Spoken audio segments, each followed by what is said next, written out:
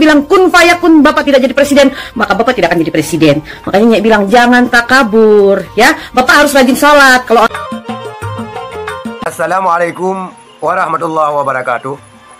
Alhamdulillah, saudara-saudara sekalian dimanapun berada, sahabat-sahabat handai tolan, semoga sehat-sehat dan baik-baik saja dan senantiasa dalam lindungan Allah Subhanahu wa Ta'ala. Amin, amin ya mujibas sa'ilin. Saudara sekalian, pada kesempatan ini saya terinspirasi dengan sebuah postingan yang viral di TikTok, di mana postingan ini saya ambil ataupun saya adopsi daripada akunnya Bobo Tanjung. Di mana di sini kita lihat seorang ibu mewarning, seorang ibu memperingati Bapak Prabowo Subianto yang intinya jangan sombong, jangan takabur. Nah, kita lihat dulu videonya. Kalau kekuatan Jokowi dan Prabowo bersama. ingat Pak, jangan takabur dan jangan sombong. Manusia boleh berencana, tapi Allah Subhanahu Wa Taala yang menentukannya. Kalau memang Bapak orang baik, udah dari dulu Bapak ditakdirkan oleh Allah Subhanahu Wa Taala untuk menjadi presiden. Jadi tidak perlu harus menunggu ada kekuatan Jokowi atau Pandawa 5 atau LBP di belakang Bapak. Ya, ingat kekuatan rakyat dan Allah Subhanahu Wa Taala yang menentukan siapapun nanti calon presiden 2024 nanti, itulah pilihan rakyat dan pilihan Allah Subhanahu Wa Taala. Jadi jangan takabur apabila kekuatan Jokowi dan Prabowo bersatu, ada Pandawa 5 atau LBP di belakang Bapak. Kalau Allah bilang kun fayakun, Bapak tidak jadi presiden, maka Bapak tidak akan jadi presiden. Makanya Nyai bilang jangan takabur, ya. Bapak harus rajin sholat. Kalau orang Islam tuh harus rajin sholat, beribadah, ya, secara agama Islam yang baik dan benar. Dan Bapak juga harus tahu bagaimana kondisi rakyat. Inilah dia saudara sekalian videonya secara utuh. Seorang ibu ini mewarning Prabowo Subianto terkait pernyataan Prabowo Subianto tentang penggabungan kekuatan antara kekuatan Jokowi dan kekuatan daripada Prabowo Subianto dalam rangka menggapai impian daripada Prabowo menjadi RI 1 2024-2029. Dan saudara sekalian, kita lihat betapa ibu ini mewarning daripada Prabowo Subianto yang katanya takabur, sombong.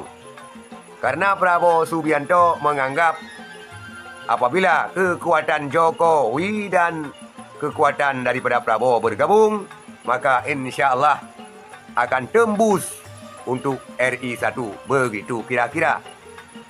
Tetapi ibu ini memperingati Prabowo Subianto. Apabila Prabowo ini orang baik, benar-benar orang baik, dan apabila Prabowo ini benar-benar orang yang dicintai Allah, dari dulu sudah menjadi presiden. Ini yang menarik saudara sekalian. Dari dulu sudah menjadi presiden. Maka ibu ini berpesan kepada Prabowo Subianto, hanya kekuatan Allah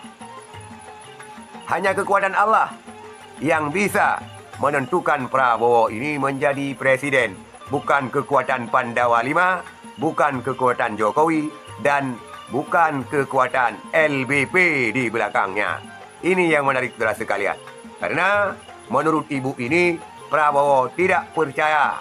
Yang percaya hanyalah kekuatan Jokowi dan kekuatan pendukung Prabowo.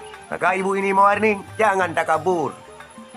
Hanya kekuatan Allah yang dititipkan kepada seluruh rakyat Indonesia, baru Prabowo menang. Dan yang menarik lagi saudara sekalian, ya, sangat menarik lagi apa? Ibu ini memperingatkan Prabowo, jadilah seorang muslim yang baik. Sering-sering salat. Salat, insya Allah dengan sering-sering salat, jadi muslim yang baik, akan dicintai oleh Allah. Dan kemungkinan dengan menjaga salat, dengan menjadi muslim yang baik, akan menjadi Presiden Republik Indonesia periode ini kemungkinan.